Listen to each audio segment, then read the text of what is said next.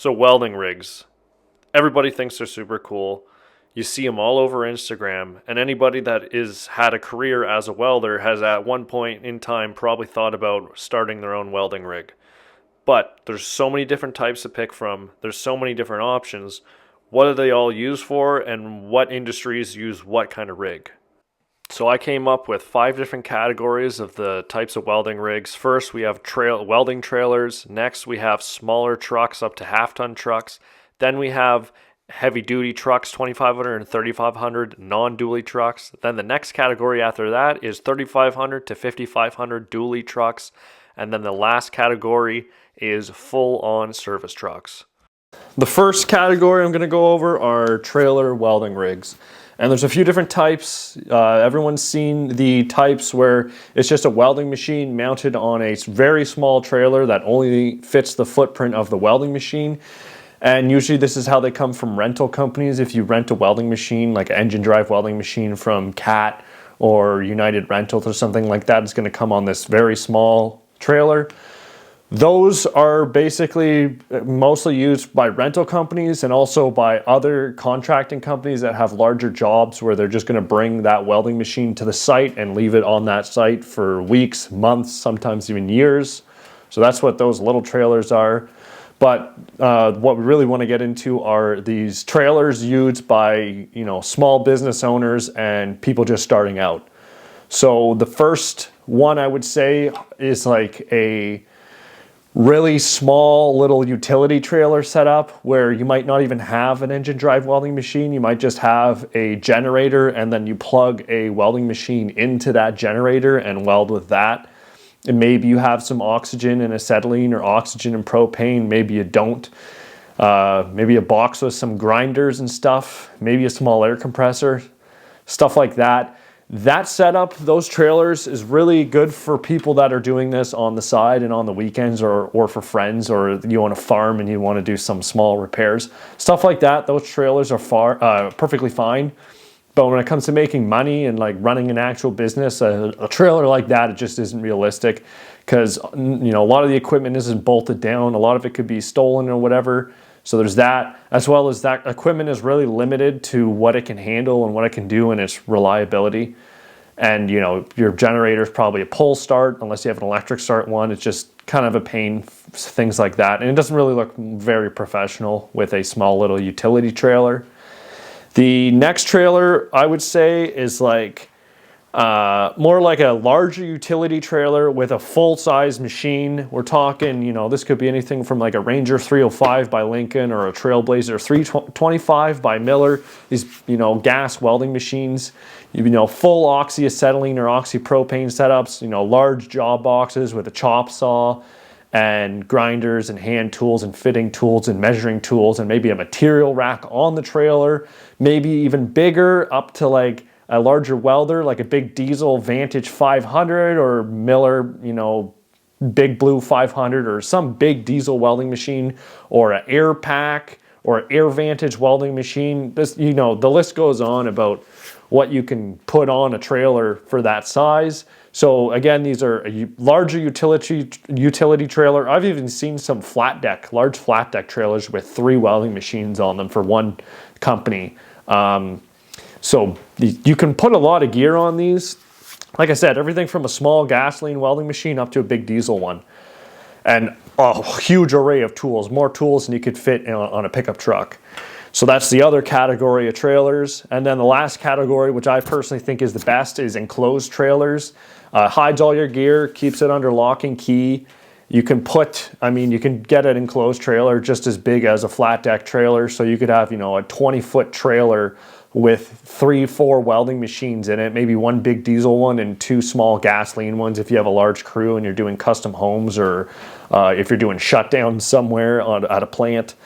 You can really upscale these trailers to be, hold a lot of equipment. But there's one major downside with trailers. Well, there's actually kind of 2. The first one is maneuverability and space. So when you have a trailer, they can get big, which means they're really hard to fit in certain spots, or they can be small, like an 8-foot long trailer, which means it's going to be super hard to back the thing up. I don't care how long you've been backing trailers. When you get some of these really small trailers in a really tight area, it's still going to be a pain to back it up. And sometimes it's just like you got your truck and your trailer, you know, you're essentially doubling your footprint of space that you need to show up onto a job. And trust me, I've been on a lot of jobs where they give me almost no space at all. It's a super crowded yard or something like that. And every single time I've been able to pull in this truck or my other truck, pull right up in through the mud to where I need to go. And if I had a trailer, it just simply wouldn't have worked, because sometimes I move my truck 3-4 times in a day because I'm in an area. The only spot I can access the job is also a travel path sometimes for off-road forklifts or other equipment. So you got to roll your truck up quick and move it out of the way. So with a trailer, it really complicates that. You're talking about way more logistics. You also have more axles and a whole nother piece of equipment to maintain, which we'll get into in the next con.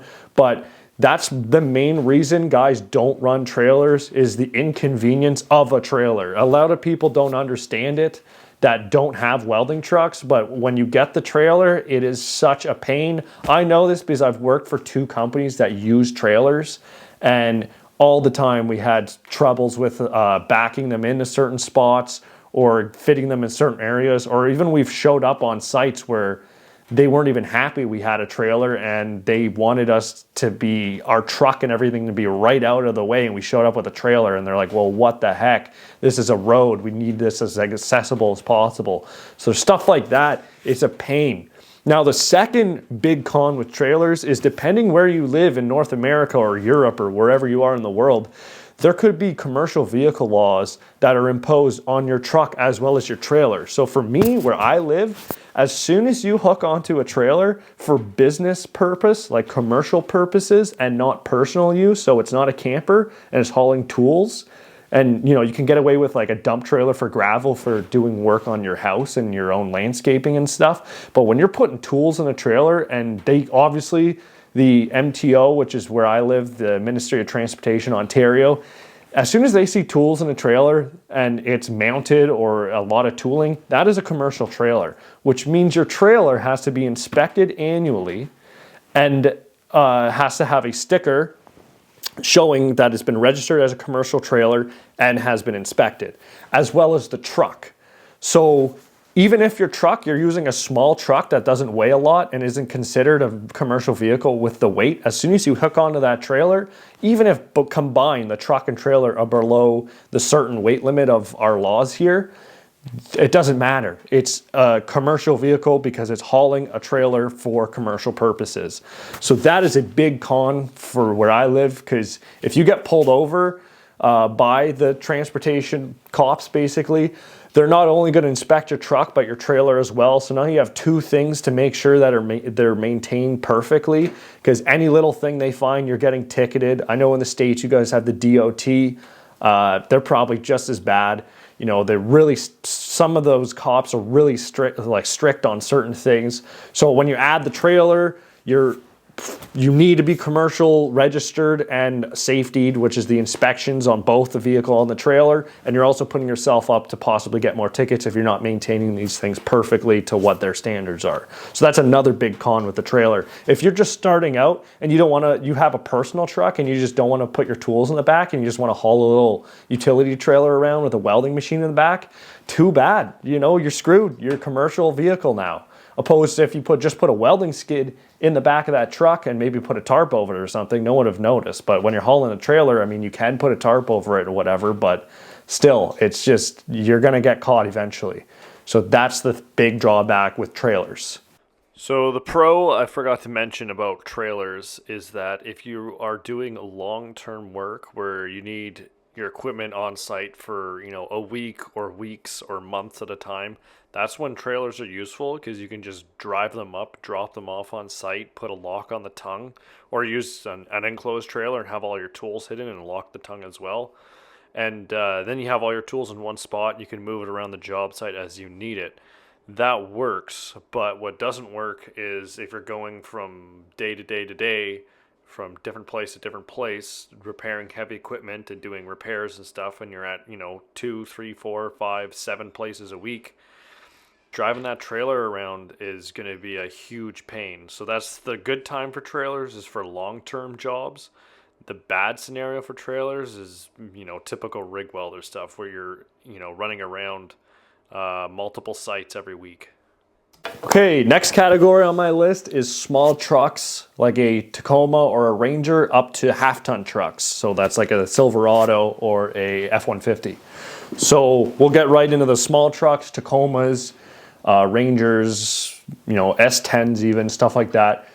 These small little trucks can 100% be used as a welding rig, but you're really limiting how much tooling you can carry around.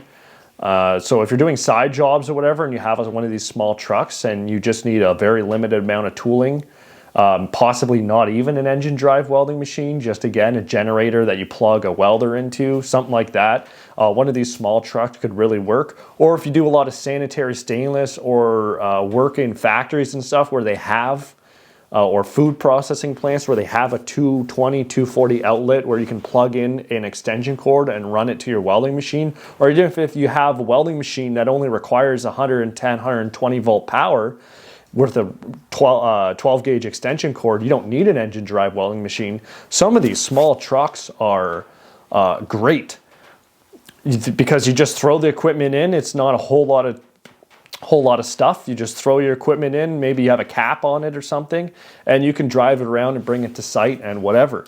That's perfectly fine. But when it comes to these engine drive welding machines, these things weigh 500 pounds.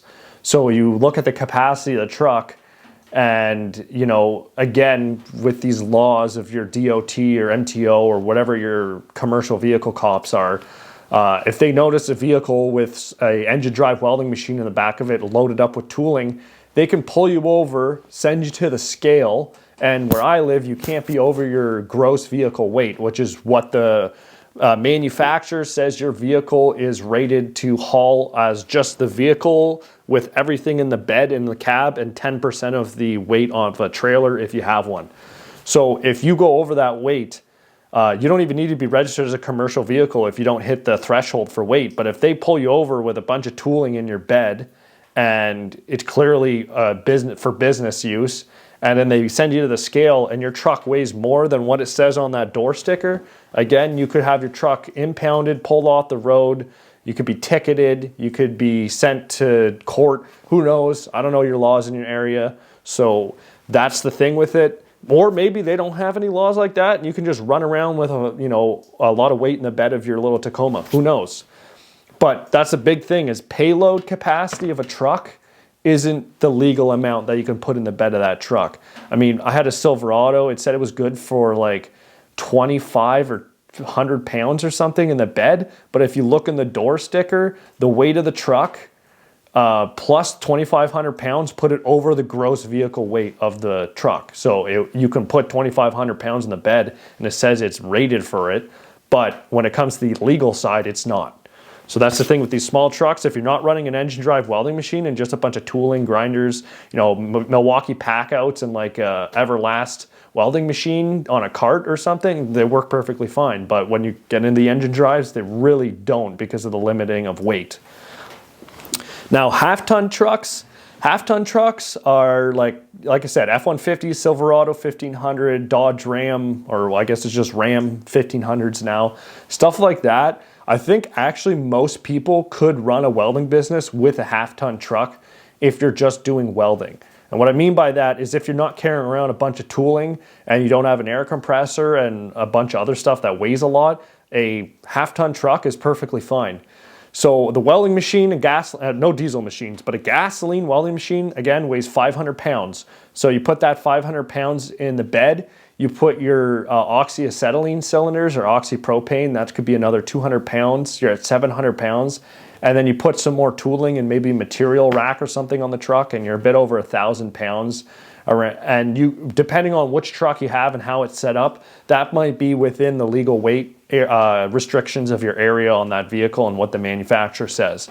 So That's fine for just welding, like pipe welding, you know, some heavy equipment repair, some minor heavy equipment repair, structural welding. If you're going and welding frames and building structures for like Starbucks and stuff like that, you know, you don't need a lot of equipment for that. It's just hollow square steel tubing and some smaller I-beams for these little commercial builds, you know, or even these warehouses. Some of them don't even have that big of steel. So you don't need much more than some grinders, torches, and a welding machine, and maybe a chop saw. So a half-ton truck can carry all that and usually be within your legal weight restrictions. So, and they're cheap. I mean, half-ton trucks are purchased by a lot of companies, but the half-ton trucks are also purchased by a lot of people that use them for recreational use. So the amount of them out there for sale, there's tons of them, and they're cheap. And that might be all you need if you're just doing light pipe, light structural, and light repair. Now, when you get into carrying, you know, socket sets, rigging, and, you know, bigger tooling and stuff, and large impact guns and stuff like that, well, you put all that stuff in the truck, it's going to end up add a lot more weight, and you're going to be overweight. So that's the problem with them. It's very limited tooling in a half-ton truck. It's basically just your welding supplies and maybe some little miscellaneous tooling. Next category is 2500 and 3500 single rear wheel trucks. What single rear wheel means is they're not a dually, so they have only 2 wheels in the back, not 4. Because when you get to a 1 ton or a 3500 truck, you have the option to get 4 tires in the back or just 2. So we're just talking about ones with 2 tires in the back, like you would think of a normal pickup truck. So the models are like an F-250, Ram 2500, or Silverado 2500. So the main reason you would go to these, I'll call them heavy duty trucks. Main reason you go up to a heavy duty truck from a half ton or a like F-150 or the smaller trucks is, one, because you're getting a diesel welding machine, or you're going to use a diesel welding machine, or 2, because you're accumulating more tooling that you need on the job, and so you're adding a lot more weight to your truck, and it's going over that weight limit of the smaller trucks. For people that don't know, diesel welding machines start off at about twice the weight of a gasoline welding machine. So a 300 amp gasoline welding machine, like I said earlier, weighs about 500 pounds. The diesel 300 amp welding machine weighs about 1,000 pounds. So it doubles the weight because the diesel motor uses more oil and it's just a larger piece of iron and has a lot more components on it. So it weighs a lot more. The reason you would want to go to a diesel machine is because A, you want higher voltages and amperages for welding. So when it comes to gasoline machines, you kind of top out at 29 volts or 330 amps. And when you get to a diesel welding machine, they start at around 300 amps, and they can go up to like 800 amps and like 40 something volts or 50 something volts of weld output. So that's a reason you would want the diesel welding machine. Or you'd also want a diesel welding machine because they require less maintenance per hour. So a gasoline machine, about every 100 hours you change the oil. On a diesel machine, about every 200 hours or 300 hours you change the oil. And also, diesel welding machines, the engine is good for 10,000 hours before needing an overhaul. And a gasoline welding machine, the engine is good for about, I think, 5,000 hours before needing an overhaul. Okay, so now you have your more tooling or your diesel welding machine, or possibly both, and you're putting it into one of these heavy duty trucks. This is where this size truck, and depending how much weight you're putting in it, is when you might start having to get commercial registration for your vehicle, depending where you live. For example, where I live, once I'm over 9,900 pounds or 4,500 kilograms, your vehicle is required to be registered as a commercial vehicle, and that vehicle needs to be inspected yearly. So that's the drawback of this size of vehicle. But if you need the extra weight, you need it. That's just one of the things you're going to have to do, is go through that process.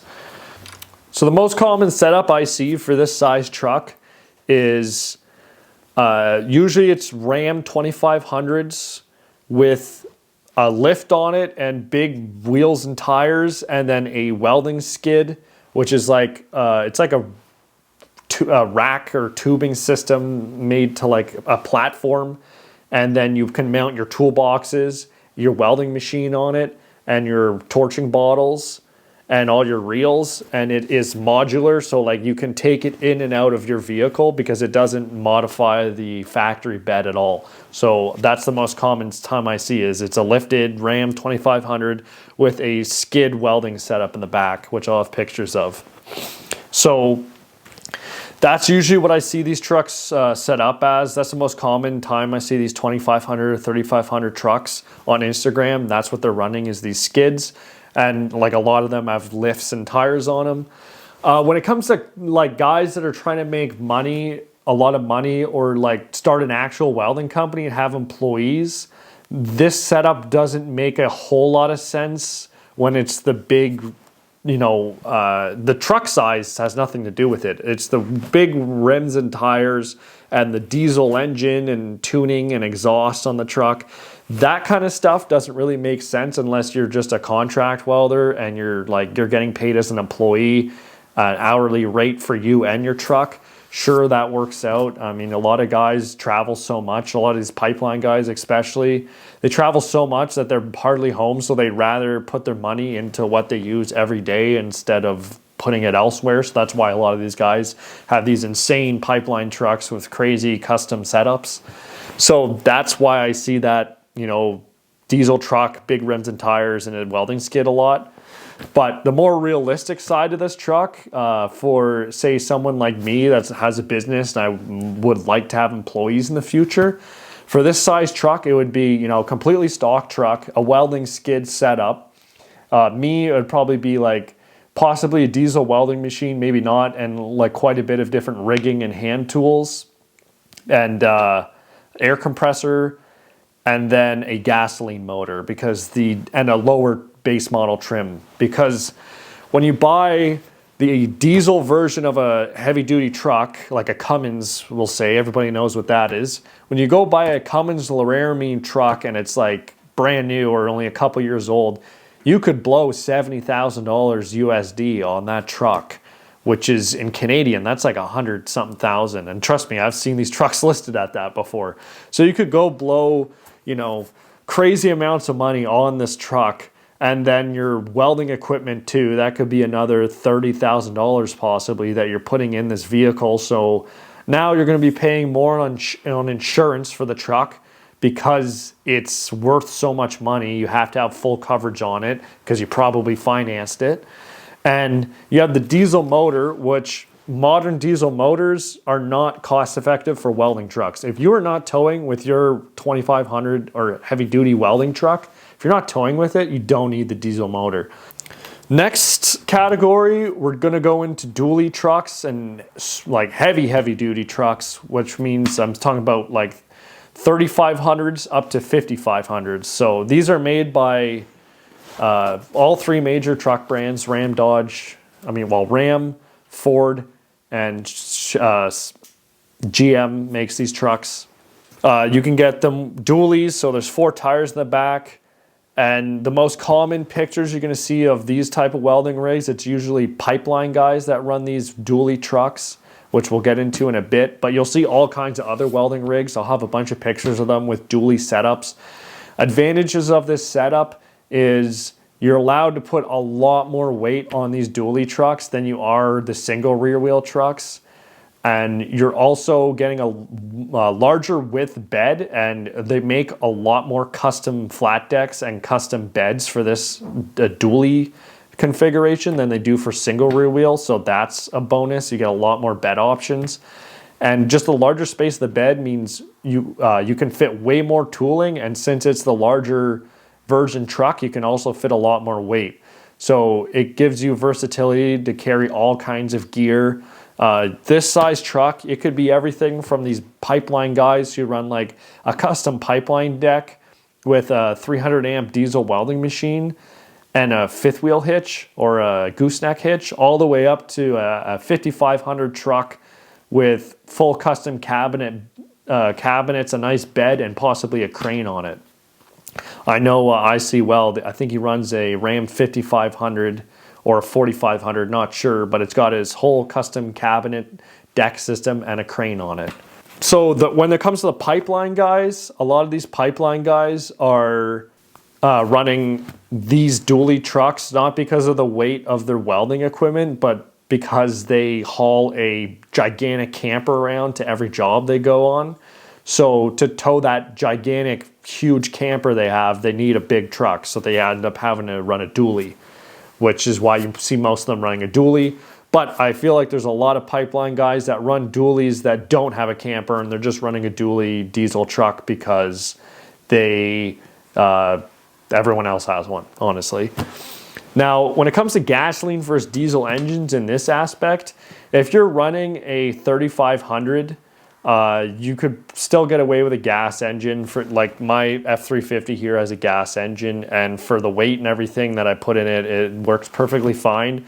It's when you start getting up into possibly like a 5500, depending if you're going full service truck, you might require the diesel engine option in that size truck if you have a crane and a lot of weight in it. But I have seen quite a few companies run gasoline engines in their large service trucks. So kind of depends.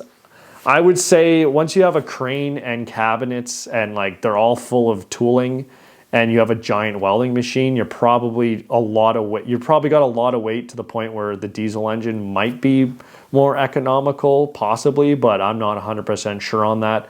I don't know. For that size truck, when you got all that weight, I'd have to drive both to see. I'm not sure. But this is the most versatile size of truck for welding rigs. And again, if you're just doing light pipe or structural stuff, you're not going to need this setup. This is more of pipeline guys because they need to tow a camper, heavy equipment repair guys because they need a larger welding machine and air compressor and room for a lot more tooling than a normal welder, or guys that do emergency repairs and a lot of repair work, maybe at like trash facilities and scrap facilities and plants and mines and anything big industry basically. If they need big tooling, you can run a 3500 with a big 500 amp welding machine and a big air compressor and be ready to gouge apart a rock crusher and rebuild parts of it right away, stuff like that. So that's more what when you need this size truck is when you're getting into large work that requires large tooling. Next category of truck are service trucks. And we're talking like 5500s, 4500s. You can even get it on a 3500 dually like this truck. You can put a service body on the back, an aluminum one or a fiberglass one. But once we're talking about really big service trucks that have large cranes, large welding machines, large air compressors, stuff like that, you can go all the way up to a Peterbilt or an International and just have huge amounts of tooling and huge amounts of capabilities with these trucks. These aren't really exclusively used by welders. Mostly they're exclusively used by heavy equipment repair mechanics who charge very high hourly rates. So if you didn't know that, when it comes to hourly rates, usually welders are actually lower than heavy equipment mechanics. So if you're just looking for a trade to get into to make the most money possible per hour as a self-employed heavy equipment mechanic with a service truck, you can, it takes longer to break even and start making a profit, but you can charge a decent amount more an hour for your work than you could as if you were just a welder. But these trucks are insane. They have, cranes, everything I mentioned. Good examples, Juan Ibarra from Gold Rush, the TV show on Discovery. He's got, I think it's an International. He's got a 600 and something amp Lincoln welding machine right behind the cab. He's got a custom service body, all painted orange, color matched the truck with super nice cabinets. He's got a large crane, and then he also tows a trailer with it. And inside the trailer, this enclosed trailer, he has a CNC plasma table that he powers off of his large Lincoln Electric 600 something amp welding machine. So these trucks, you can do almost anything with them. The drawbacks are, you're looking into a different driver's license class. And once you go up to these size trucks, so you might have to get a different license. Insurance is going to be a lot more. You have a lot more to maintain on those trucks, and your registration and legal fees on the truck is going to be a lot more. But these trucks are awesome. But again, for welding, most of the time, you're never going to see these owned by just a welding company. Usually it's a heavy equipment repair company who also does welding repair or whatever. So it's not really exclusive to welders at all. But they're still, I put them on the list because there are a few guys who run service trucks who do mostly welding. For example, if you ever watch On Fire Welding on YouTube, he has a large service truck where he's got a crane and a bunch of tooling, and he has a large Miller welding machine that he can run another welding machine plugged into it. So I believe him and his apprentice can both be welding at the same time off that one machine. And he still does some mechanical work, but he's mostly a welding company from what I understand. So that's an example of a welder running a service truck. But yeah, that's them. They're super cool, but very expensive to run. And you really need to be able to justify getting one. It's not something you just buy and start using. Like, you need to have the work already for this style of truck. So if I could recommend one truck for someone starting their own welding company, and this is a welding company, I'm talking about you're doing this full time for yourself. This isn't a side job thing. If you're going full time out on your own, I'd recommend a 2011 to 2022, I believe is the last year they made this motor, but a F250 with the Ford 6.2 liter Boss motor. It's a gasoline engine. I'd recommend the F250 with that. And the reason that truck specifically is you can find them very affordable. I've seen them for sale for around $5,000 USD, more the older 2011, 2013 area. You can buy them for, $5,000 USD, and they might need a very minimal amount of work, or maybe none at all. They might already be certified or whatever you need in your area to get it registered. And they'll still usually have, a decent amount of miles on them, but nothing crazy for that price. And that truck to me is the best thing to start out with, unless you're not doing any sort of repair work. So if you're just doing structural welding or pipe welding, or just just welding, not really like full, repairs or stuff like that, a half ton might be fine. So there's lots of different half tons to look at. But if you're, starting a mobile welding business where you're going to try and do a bit of everything, heavy equipment repair, structural, maybe some non-pressure pipe, whatever you can get certified in, the F250 with the 6.2 liter, and then build a skid to house, I would start off with a gasoline welder because that might be all you need for a lot of the stuff you do. So start with the gasoline welder and then go with, build your own skid, put your toolboxes, maybe put some cheaper reels on it, and start out with that. And the biggest reason is, one, you could buy that truck and not go into debt. If you can't afford a $5,000 US dollar truck, if you need to finance that and you're trying to start your own business, stop. You're not ready. You need to have money saved up. So buy that truck. The truck, say it's $5,000. Say you buy it, you need to put another $1,000 into it or whatever to get it registered and everything.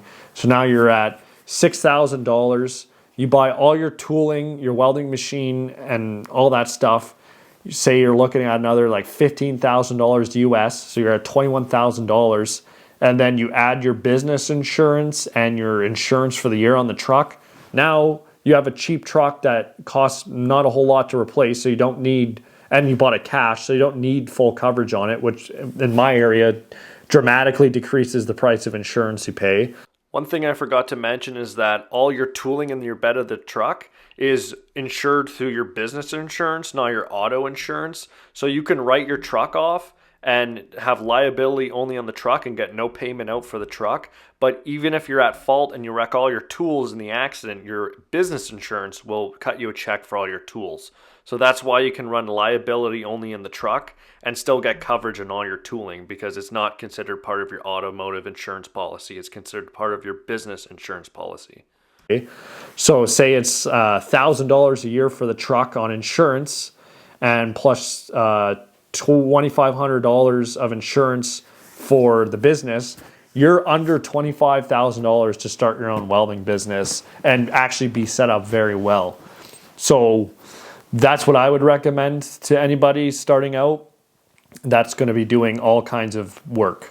Some other last advice for anybody that's looking into building a welding rig or already has a welding rig or whatever. The number one thing I can tell people is don't buy something you don't need. So I see all the time on Instagram and stuff, these guys flashing their really fancy gear. It's almost they take more pictures of their gear than the actual work they're doing. And that's because I find some guys, they begin a welding business or become a rig welder almost more to spend money than to make it. And that's the biggest thing. If you're starting your own welding business, you got to remember you're trying to make money, not spend it. So if there's something you want that you don't really need, then don't buy it. If it's something you need, then buy it. But you really got to be like a good consensus on what you need and what you don't need.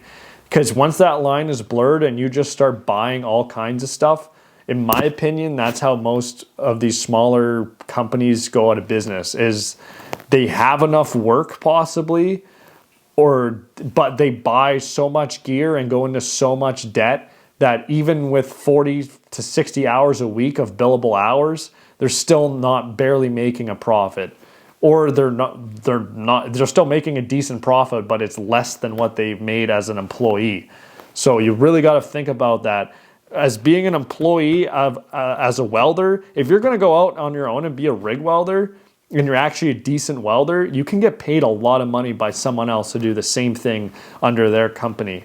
So when it comes to going out on your own, if you're not really, thoughtful and concise on all your purchasing decisions, you're going to make a lot less money than just going and getting a job for somebody else. So you got to think about that. And that's what it really is going to come down to. So that's my advice to anybody starting out, and I hope you enjoyed the video.